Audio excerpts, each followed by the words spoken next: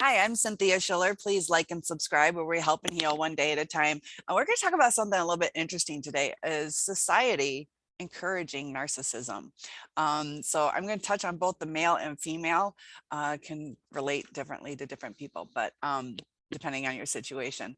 But technically, when you're talking about getting into a relationship, society basically in the past has had expectations where the man pursues the woman and the woman just kind of waits for things. And in the olden days, they said, don't speak, don't speak to your husband first. Let him talk. Don't talk about your day.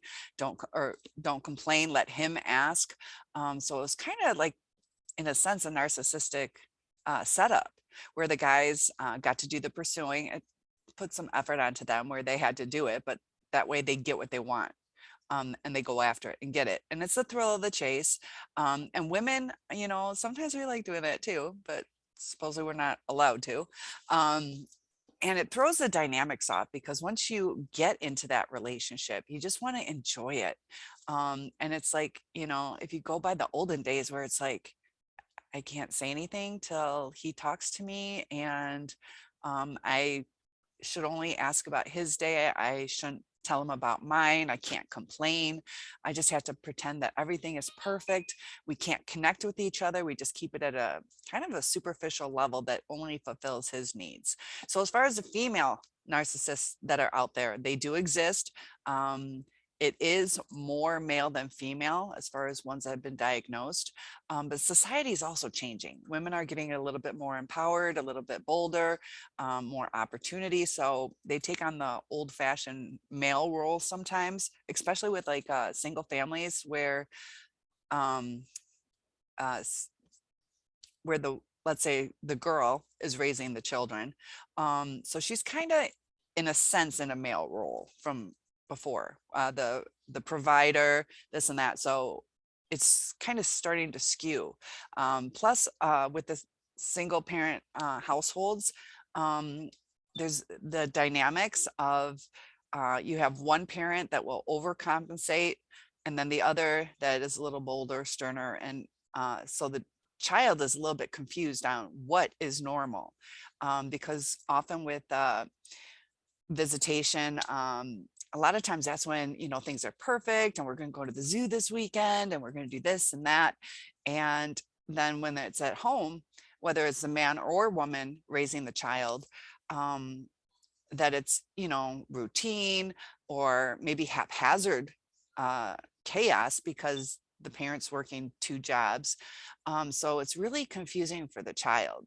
And I think that's my take on why we're starting to have more female narcissists, is because of single parent households where the dynamics are off balance.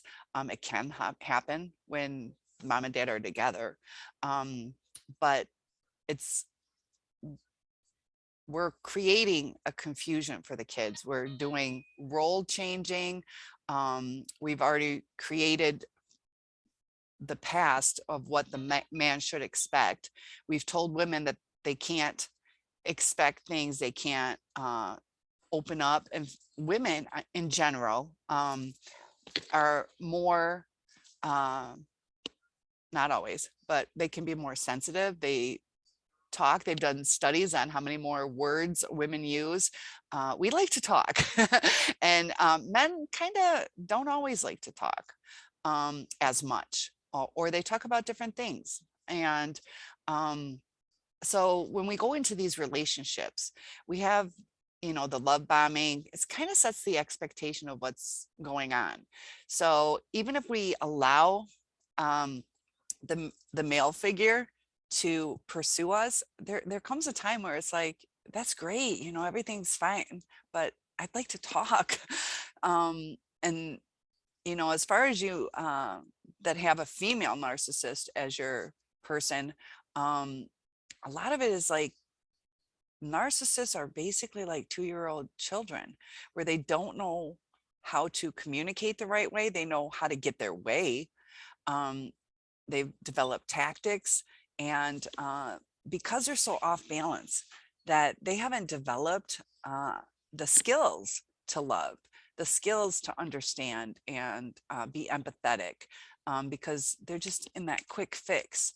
And it's easier to bring somebody down to your level than to build them up. So they put the effort in the beginning, um, to get what they want, and then they just kind of let it go. I know I was engaged, and I had waited a couple months for my ring. And he took me and we went shopping for the ring. And then after a month, I was like, do you think I could have my ring? And it was kind of uncomfortable for me. I didn't really necessarily want to ask for it, but it's kind of like, we've been engaged for a while and the wedding's in 3 months. And so he's like, you need to be humble. And he's like, I was going to give it to you so you could wear it at your cousin's wedding. Well, he didn't give it to me. I got it later, but to tell, your fiance, like, you need to be humble. I was going to give it to you. Now I'm not. Um, and this is who you're marrying. Uh, that's like an instant devaluation, to where the control, I took away the control of, how dare you ask for the ring? I was going to give it to you when I was going to give it to you. And as far as how a lot of you sometimes think about, getting back together with your narcissist, and you ruminate, and that's part of the healing process, trying to figure out, what went wrong, can we fix it?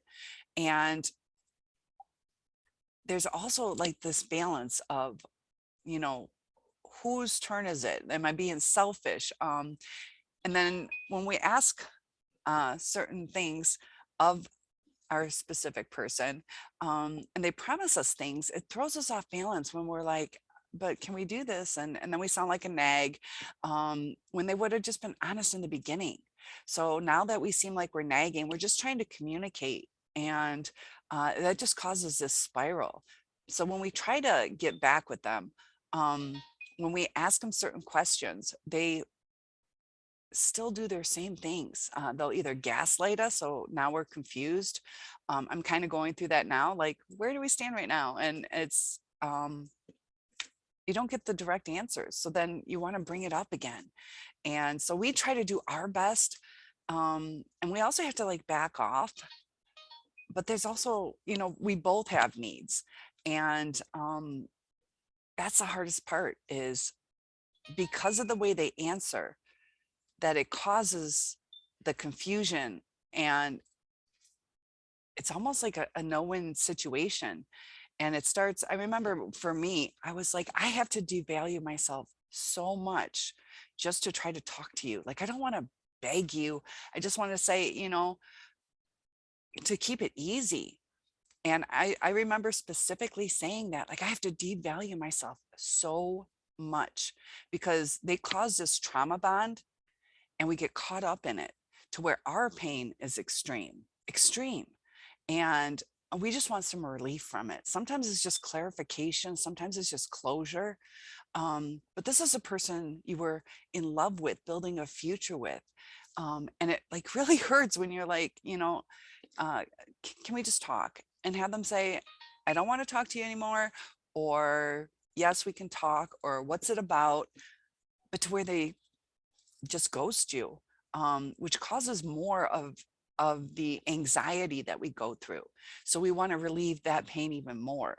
And that's how the trauma bond works. So they use that to their advantage, because it is a supply. It is a supply for them, because whether they get off on us crying, I've watched many videos about people like admitting that they enjoy, not that they got annoyed, but they enjoyed it. They enjoyed having us cry, us hurt. It's like an ego boost to them. And sometimes they don't want to stop that ego boost. They could go have dinner with us, but instead they want that ego boost as opposed to a nice time with us. And how they move on so quickly,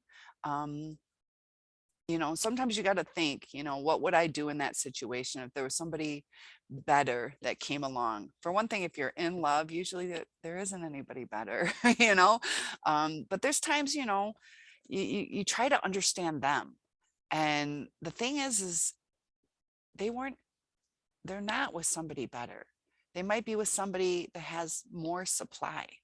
Kind of like, you know, it's not the person that they want to be with. It might be the situation. Just like, uh, somebody has a huge house, so you switch to that person instead of living in a trailer. It's not that you found a better person.